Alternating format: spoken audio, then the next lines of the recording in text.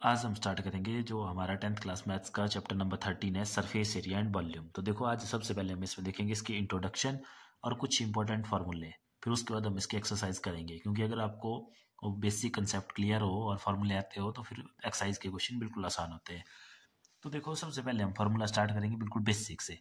तो जैसे कुछ बेसिक शेप, जैसे जिनको 2D शेप के नाम से भी आप जानते हैं, कुछ ऐसी शेप्स हैं उनके बारे में आपने पहले से पढ़ के रखा है। जैसे सबसे पहले स्टार्ट करते हैं सबसे बेसिक शेप सर्कल से। तो सर्कल के बारे में आपने पढ़ के रखा है कि सर्कल का क्या लेते हैं आप, एरिया, या सिंपल उसको सरफेस एरिया भी बोलते हैं हम। तो इसका एरिया का फॉर्मूला होता है हमारे पास क्या, पाई आर स्क्वायर। और ये पाई वहाँ पे क्या होता है, कांस्टेंट, जिसकी वैल्यू होती है 22/7 या 3.14। और आर क्या होता है, वहाँ पे आर होता था आपके पास रेडियस ऑफ सर्कल। ठीक है, ये सारा हमने छोटी क्लास में किया हुआ है। अब हमने देखना नेक्स्ट इसमें, जैसे एक शेप देख ली हमने ये सर्कल का, दूसरी जैसे और छोटी क्लासों में अपने पढ़ी हुई है शेप, जैसे बेसिक शेप्स हैं पहले उनको देख लेते हैं। जैसे रेक्टेंगल है, तो रेक्टेंगल का भी अपने क्या लेते हैं, इसमें एरिया लेते हैं हम। इसका एरिया क्या होता है हमारे पास, L/B, मतलब लेंथ इंटू ब्रेड्थ। उसके बाद स्क्वेयर के लिए भी पढ़ा हुआ है अपने, स्क्वेयर फिर हमारे पास इसका एरिया क्या होता था, तो इसका एरिया था हमारे पास साइड इंटू साइड या एज इंटू एज। ठीक है, क्योंकि इसकी जो है सारी साइडें एक बराबर होती है, उनको हम एज भी बोलते थे। ठीक है, सॉरी वो तो उसमें लेंगे हम क्यूब में, स्क्वायर में हम सीधा लेते थे इसका एरिया साइड इंटू साइड। तो ये तो हो गया हमारे पास कुछ बेसिक शेप। अब देखो जो जो कि 2 डायमेंशन शेप थी, अब कुछ 3D शेप्स के बारे में भी आपने पढ़ के रखा हुआ है, पहले 9th क्लास में पढ़ा हुआ है। जैसे इसमें फर्स्ट शेप आती है हमारे पास, जैसे देखो क्यूब के बारे में आपने पढ़ा हुआ है, क्यूब। ठीक है, तो अगर क्यूब अगर आपको ध्यान ना रहा हो तो देखो मैं एक आपको शेप दिखाऊंगा। देखो ये एक इस तरह की शेप होती है हमारी, इस तरह की शेप को बोलते हैं हम क्यूब। क्यूब क्या होता है, इसकी जो सारे जो ये साइड्स हैं इनको एज भी बोलते हैं हम। ये सारे के सारे एक बराबर होते हैं, जैसे जितना ये है उतना ये होगा, उतना ये उतना ये, उससे नीचे वाली साइड, ये सारे के सारे बराबर होते हैं। इस तरह की शेप को हम बोलते हैं क्यूब। तो क्यूब में देखो फिर हम इसके एरिया लेते हैं, 2 तरह का एरिया निकालते थे हम क्यूब में भी। एक निकालते थे हम इसका लेटरल सरफेस एरिया, ठीक है, लेटरल सरफेस एरिया, और एक लेते थे हम इसका टोटल सरफेस एरिया। एक लेटरल सरफेस एरिया और एक इसका टोटल सरफेस एरिया। अब लेटरल सरफेस एरिया क्या होता है और टोटल सरफेस एरिया क्या होता है, तो देखो लेटरल सरफेस एरिया का मतलब है, जैसे ये क्यूब है ना हमारे पास, मान लो कोई ऐसा क्यूब है, ऐसा बॉक्स है, क्यूबिकल बॉक्स, जिसका ये टॉप वाला फेस और ये जो बॉटम है नीचे वाला, ये फेस नहीं है, मतलब खाली है वो ऊपर नीचे से। ठीक है, जैसे फॉर एग्जांपल देखो ये इस तरह का कोई बॉक्स है, एक आपके पास क्यूबिकल बॉक्स है। ठीक है, लेकिन इसका क्या है, देखो ना तो इसका टॉप है और ना ही इसका बेस है। तो तब जो इसके देखो कितने फेसेस बचे, फिर हमारे पास 4 ही बचे ना, एक इधर राइट में, एक लेफ्ट में और एक पीछे और आगे 4। ऐसे कितने थे टोटल, ऐसे देखो 1 2 नीचे, 3 साइड में, 4 इस साइड, 5 इस साइड और 6 इस साइड, ऐसे 6 होते हैं। तो अब देखो लेटरल सरफेस एरिया में आएगा सिर्फ उन 4 फेसेस का एरिया, और टोटल सरफेस में 6 का आएगा। अब देखो इसका एक फेस का एरिया कितना होता है, इसका एक फेस क्या आएगा, स्क्वायर की शेप का है ना। अगर हम इसको थोड़ा और देखें डिटेल में, मतलब जो इसका एक फेस है वो सिंपल इस तरह से देखो ऐसे, जिसमें ये भी क्या है, इसकी साइड है, इसमें हम एज भी बोलते हैं इसको, ये ए हो गया, ए बी ए बराबर है ना। तो इस वाले फेस का एरिया कितना आएगा इसका, ए स्क्वायर। तो अब ऐसे फेस टोटल में कितने, देखो 6 है ना, 1 2 फिर 3 इस साइड, 4 और 5 और 6 नीचे वाली साइड। तो अगर एक का जो है ए स्क्वायर है तो 6 का कितना हो जाएगा टोटल के लिए, 6 ए स्क्वायर। और लेटरल के केस में, लेटरल जिसमें देखो आपका अपर फेस और जो लोअर फेस है या डाउनवर्ड फेस है वो नहीं होगा नीचे वाला, तो उसके लिए कितना हो जाएगा हमारे पास, 4 ही फेस बचे, तो 4 ए स्क्वायर। ठीक है, ये फॉर्मूले आपको डायरेक्ट लर्न रखने हैं क्योंकि इसी से हमारे क्वेश्चन होंगे। तो ये हो गया क्यूब का लेटरल सरफेस एरिया और टोटल सरफेस एरिया। उसी तरह से देखो नेक्स्ट शेप आपने ये भी पढ़ी हुई है, क्यूबाइड। क्यूबाइड, अब क्यूबाइड क्या होता है अगर आपको ध्यान नहीं, तो क्यूबाइड आपकी सिंपल इस तरह की कोई शेप होती है। ठीक है, जो एक साइड को लंबी होगी, लेंथ मतलब उसकी अलग अलग आएगी, तीनों लेंथ अलग से होगी उसकी, और ये हाइट उसकी अलग मेजर की होगी, और ब्रेड्थ उसकी अलग मेजर की होगी। या ब्रेड्थ और हाइट सेम भी हो सकती है, मतलब कोई 2 सेम हो सकती है, तीसरी अलग होगी, तो भी वो आपका क्या है, क्यूबाइड है। ठीक है, तो क्यूबाइड में भी देखो अब ये क्या है, इसकी लेंथ है, और क्या है इसकी, एक क्या है देखो ऊपर वाली साइड इसकी हाइट है, और इस साइड ये क्या है, पीछे वाली साइड ऐसे ब्रेड्थ है ना, ये ब्रेड्थ होगी इसकी, हाइट क्या होगी ऊपर से नीचे, और एक इसकी लेंथ होगी। तो 3 चीज़ें होती है इसमें भी। तो इसका भी हम दोनों निकालते हैं, लिटरल सरफेस एरिया भी और टोटल सरफेस एरिया भी। ठीक है, अगर यहाँ क्यूब हम बनाए तो देखो क्यूब बनाते हैं कैसे हम कॉपी में, इस तरह से एक बराबर बनाना, पहले एक स्क्वायर, फिर इसी के ऊपर दूसरा स्क्वायर, इस तरह से। ठीक है, ये थोड़ा बड़ा बन गया दूसरे वाला, इस तरह से इनको ज्वाइन करेंगे तो ये आपका एक क्यूब बनेगा। ये थोड़ा बड़ा हो गया था इसलिए थोड़ा ऐसा दिख रहा है। ठीक है, और अगर बात करें क्यूबाइड की तो देखो क्यूबाइड कैसे बनेगा, तो उसके लिए एक रेक्टेंगल बनाएंगे ऐसे पहले, फिर बराबर सेंटर से इतनी बराबर एक और रेक्टेंगल ऐसे, फिर इसको यहाँ ज्वाइन, इसको यहाँ ज्वाइन, इसको यहाँ ज्वाइन, इसको यहाँ ज्वाइन, ये बन गया हमारे पास क्यूबाइड। ये वाली साइड क्या होगी इसकी एल, और ये वाली साइड क्या होगी इसकी हाइट, और ये वाली साइड क्या होगी इसकी ब्रेड्थ, ये जो है। ठीक है, तो इसके भी हमारे पास एक टोटल सरफेस एरिया होगा, एक लिटरल सरफेस एरिया होगा। अब देखो लिटरल सरफेस एरिया दोबारा, ये ऊपर वाला पार्ट गायब होगा और ये नीचे वाला पार्ट गायब होगा।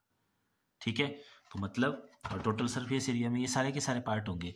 तो इसका हम देखो डायरेक्ट फॉर्मूला लिखेंगे। अगर आपको इसके फार्मूले का प्रूफ देखना है कि वो कैसे आया है तो हम किसी और नेक्स्ट वीडियो में देखेंगे उसको। ठीक है, तो देखो इसका जो टोटल सरफेस एरिया का फॉर्मूला होता है, तो जो इसका टोटल सरफेस एरिया होता है उसका फॉर्मूला होता है हमारे पास 2 into LB plus BH plus LH। ठीक है, और जो लिटरल सरफेस एरिया का फॉर्मूला रहता है वो रहता है हमारे पास 2H ब्रैकेट में L प्लस B। ठीक है, क्लियर है। अगर देखो थोड़ा सा आइडिया लेना कि ये कैसे कैसे आया होगा, तो जैसे देखो ये फेस है, इसमें क्या है, इसकी लेंथ है और हाइट है, ऐसे है ना, ये लेंथ एंड हाइट। सेम वैसे ही पीछे लेंथ एंड हाइट, तो इसे एक फेस कितना होगा, साइड इंटू साइड, तो length into height LH same, तो इसलिए आए देखो 2LH। उसी तरह से ये वाली साइड जो है इसमें ब्रेड्थ होगी और हाइट होगी, ब्रेड्थ और हाइट, तो उसका ये एक ऐसा यहाँ है, एक इस साइड है, इसलिए इसका 2BH। और फिर एक बच गया हमारे पास, कौन सा वाला है, देखो ऊपर वाला, तो ऊपर वाले में भी लेंथ होगी और ब्रेड्थ होगी LB, वैसे सेम इसके बिल्कुल नीचे LB, तो इसलिए 2 इंटू LB। ठीक है, मतलब जैसे यहाँ समझो ना, देखो ये वाला जो सामने आपको फेस दिख रहा है इसमें देखो लेंथ है और ऊपर वाली साइड है ये हाइट है, तो इस वाला सामने वाले का आया LH, और वो जो इसके पीछे होगा बिल्कुल अपोजिट इसके, उसका भी LH होगा। ये वाला इधर जो है लेफ्ट साइड वाला, इसमें देखो ब्रेड्थ है और हाइट है, तो इसका आएगा BH, सेम इस साइड भी एक BH वाला होगा। ठीक है, और ये ऊपर वाला देखो, ऊपर वाले में भी लेंथ है और लेंथ, अब इसमें हाइट नहीं है कुछ भी, इस ऊपर वाले में जो है ब्रेड्थ है, तो इसका आएगा LB। तो 2 BH हो गए, 2 LB हो गए, और 2 हमारे पास ये जो आगे वाला था LH। ठीक है, तो इसलिए आया 2 into LB plus BH plus LH। ठीक है, और जब बात करेंगे हम लिटरल सरफेस एरिया की, तो लिटरल सरफेस एरिया में देखो ये वाला LB और ये वाला LB गायब हो जाएगा, तो यहाँ से LB वाला पार्ट गायब हो जाएगा, बचेगा हमारे पास 2 इंटू BH प्लस LH। यहाँ पे ना ऐसे बचेगा, देखो 2 इंटू BH प्लस LH, तो 2 कॉमन, H भी कॉमन, तो अंदर बच गया L प्लस B, ये B प्लस L एक ही बात है। ठीक है, तो ये हो गया क्यूबाइड का फॉर्मूला।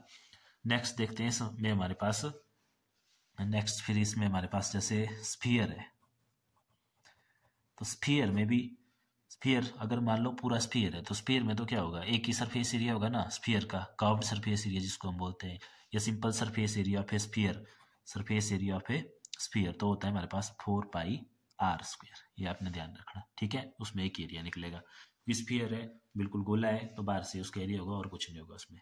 उसके बाद नेक्स्ट शेप देखते हैं, तो देखो नेक्स्ट शेप है हमारे पास हेमिस्फीयर। तो हेमिस्फीयर क्या होता है, जब एक स्फीयर को 2 पार्ट्स में काट दिया जाता है ऐसे, तो हमारे पास हेमिस्फीयर बन जाता है इस तरह का।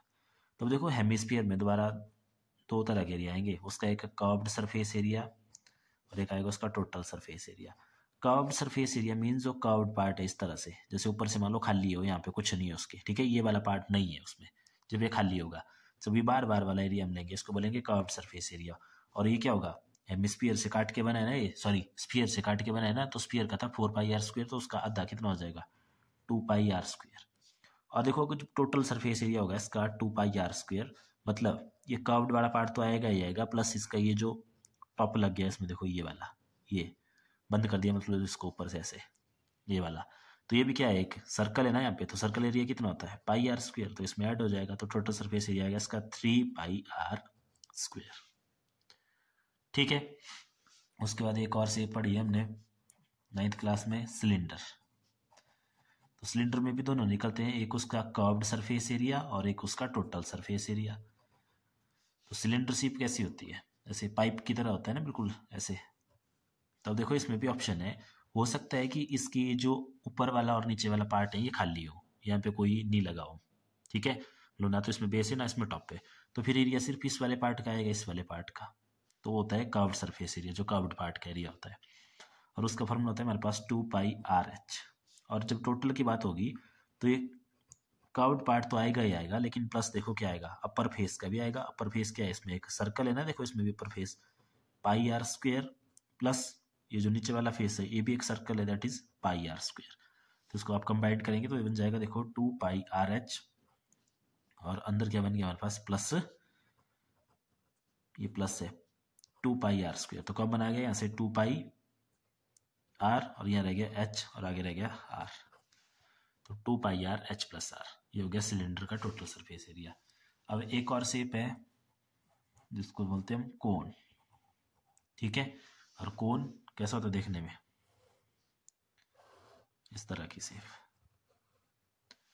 ठीक है। तो इसमें भी दोबारा, अब देखो कोन में ये जो यहाँ से लेके इसकी ये वाली, ये जो हाइट होती है इसको बोलते हैं हाइट, और ये जो साइड वाली हाइट है ना स्लांट हाइट, इसको बोलते हैं हम स्लांट हाइट, इसको एल से रिप्रेजेंट करते हैं स्लांट हाइट, और हाइट इसकी ये है।